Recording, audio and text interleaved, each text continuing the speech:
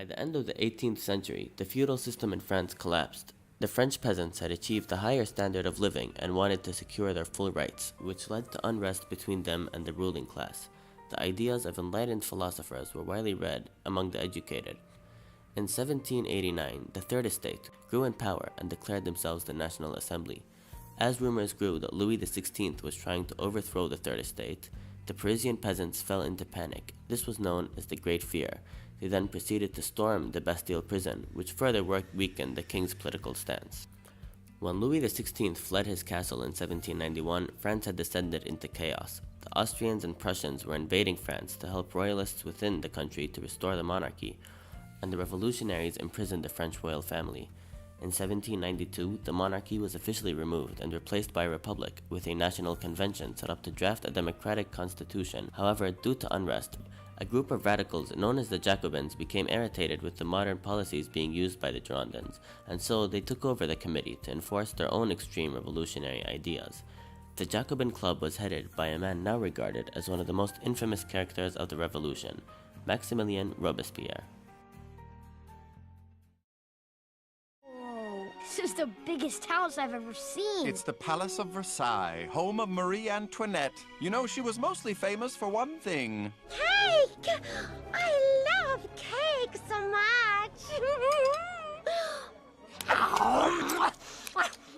Marie Antoinette sure likes cake, Mr. Peabody. Indeed she does. Marie was a woman with a prodigious appetite for all things covered with frosting.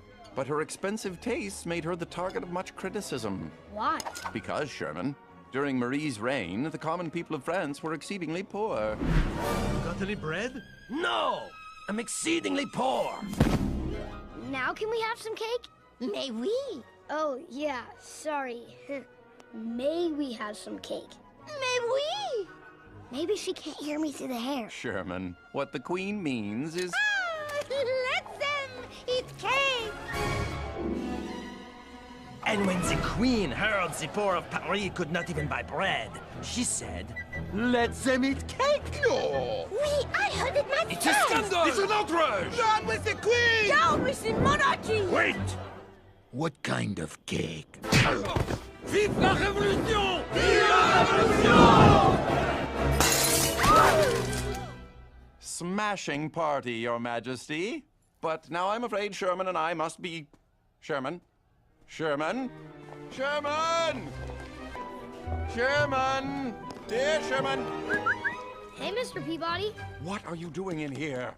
Trying these other cakes. Sherman, don't you remember why I told you to stay close to me during the French Revolution? Because after the French Revolution, it was gonna rain? Close. I said after the French Revolution comes the Reign of Terror!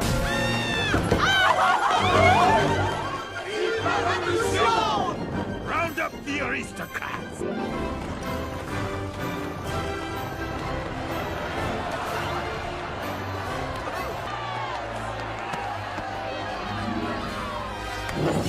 The Queen and her aristocratic cronies must pay the price for their gluttony! We will slaughter them like the dogs they are! I don't get it. There he is! After them! Come, Sherman, quick!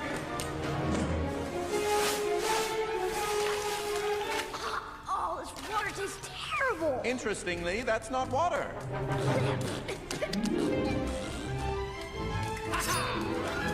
I've got you now. Indeed you have, Monsieur Robespierre. And what a master of the chase you are. Oh, you noticed? Of course, doubling back on me like that. That was genius. Thank you.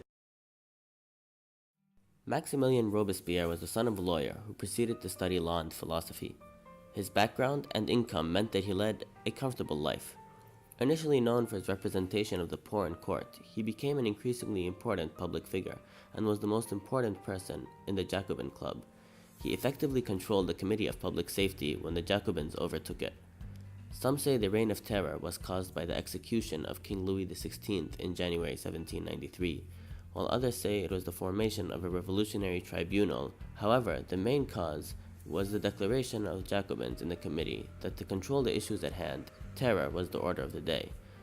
The law of suspects, formed in 1793, was passed by the National Convention. It declared that anyone who, by their conduct, relations, words, or writings, showed themselves to be supporters of tyranny and federalism, and enemies of freedom, is a suspect of treason. Thousands of people died under the guillotine. At least 50,000 people were killed because of crimes against liberty, and the total number of victims killed is sometimes estimated to be as high as 250,000 people. The Reign of Terror started to end when Robespierre's popularity began to decrease even within the Committee of Public Safety. His continuous executions of opposition figures meant that his downfall was guaranteed. Robespierre's life ended gruesomely. First, he shot himself in the jaw in an attempt at suicide, heavily injuring himself. Along with a group of friends, he was dragged out of his hotel room by the soldiers of the National Convention, and they were all, ironically, guillotined. By the end of the Reign of Terror, the National Convention retook the position of power they were created to fulfill.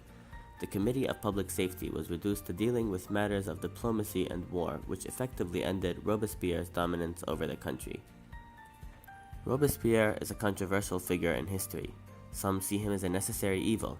He managed to control France during a very unstable period, which eventually led to the country becoming a democracy under the Enlightenment agenda which Robespierre continuously preached.